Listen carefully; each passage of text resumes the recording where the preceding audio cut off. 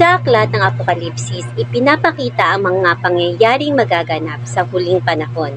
Sa Apokalipsis chapter 18 verse 11 to 16, makikita natin ang matinding pagdadalamhati ng mga mangangalakal at mayayaman sa pagbagsak ng Babylonia. Isang simbolo ng sistemang makasanlibutan na puno ng kasakiman, luho at kasalanan laban sa Diyos. Sa talata 11, at ang mga mangangalakal sa lupa ay magsisitangis at magdadalamhati dahil sa kanya sapagkat wala nang bumibili ng kanilang kalakal. Sa talata 12, kalakal na ginto, pilak, mahalagang bato, perlas, lino, purpura, seda at pula, at lahat ng uri ng kahoy na mabango, at lahat ng uri ng sisidlang galing, at lahat ng uri ng sisidlang mahalagang kahoy, tanso, bakal at marmol. Sa talata 13, at kanela, espesyas, kamangyan, pabango, langis, mainam na harina, trigo, baka, tupa, kabayo, karo at mga alipin at mga kaluluwa ng tao. Sa talata 14, at ang bunga na ninanasa ng iyong kaluluwa ay nawala sa iyo. At ang lahat ng bagay na malinamnam at marilag ay naparam sa iyo. At hindi mo na muling masusumpungan.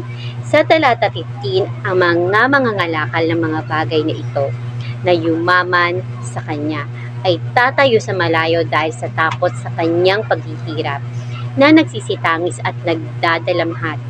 At sa talata 16, at magsasabi, Aba, Aba, ang dakilang lungsod na daramtan ng pinong lino, purpura at pula at pinapalamutian ng ginto, mahalagang bato at perlas. Ang Babylonia dito ay hindi lang literal na lungsod, kundi simbolo ng isang makasalanang sistema ng mundo, isang lipunan na inuuna ang kayamanan kaysa sa Diyos. 1. Pagdadalamhati ng mga mangangalakal. Sa talata 11, pinapakita dito na ang mga tao na umaasa sa negosyo at kayamanan ay nalulungkot dahil sa kasalanan, kundi dahil nawalan sila ng kita. Ibig sabihin, ang puso nila ay nasa pera, hindi sa Diyos. Paalala, hindi masama ang kayamanan, pero ang pag-ibig sa pera ay delikado.